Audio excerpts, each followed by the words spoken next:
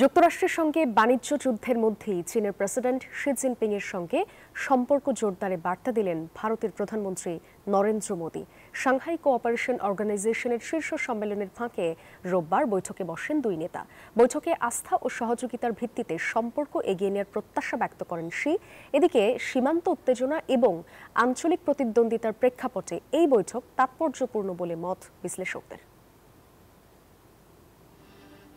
Shanghai cooperation organisation SCO এর শীর্ষ সম্মেলনে যোগ দিতে 7 বছরের মধ্যে প্রথমবারের মতো চীনের মাটিতে পা রাখেন ভারতের প্রধানমন্ত্রী নরেন্দ্র মোদি।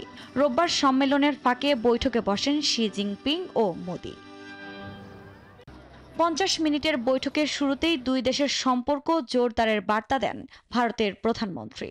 এ সময় পারস্পরিক আস্থা, সম্মান এবং সংবেদনশীলতার ভিত্তিতে ভারত চীন সম্পর্ককে এগিয়ে নিতে প্রতিশ্রুতিবদ্ধ বলে জানান মোদি। গত বছর রাশিয়ার কাজানে হওয়া বৈঠককে ফলপ্রসূ উল্লেখ করে ভারতের প্রধানমন্ত্রী বলেন, সীমান্তে সেনা প্রত্যাহারের পর শান্তি ও স্থিতিশীলতার পরিবেশ তৈরি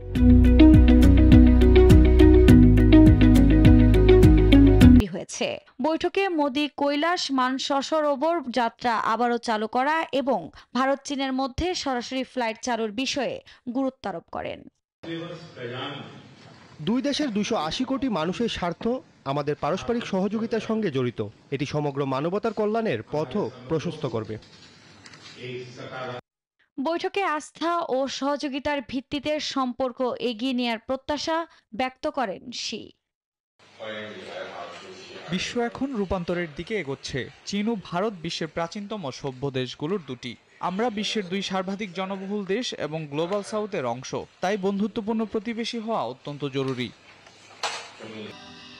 সীমান্ত উত্তেজনা এবং আঞ্চলিক প্রতিদ্বন্দ্বিতার প্রেক্ষাপটে এই বৈঠক তাৎপর্যপূর্ণ বলে মত বিশ্লেষকদের। এদিকে শির আমন্ত্রণে SCO সম্মেলনে যোগ দিতে পুতিনও পৌঁছেছেন চীনে। সোমবার পুতিনের সঙ্গে বৈঠকের কথা রয়েছে মোদির। ট্রাম্প প্রশাসনের শুল্ক যুদ্ধের মধ্যেই পুরো বিশ্বের নজর এবারের SCO সম্মেলনের দিকে।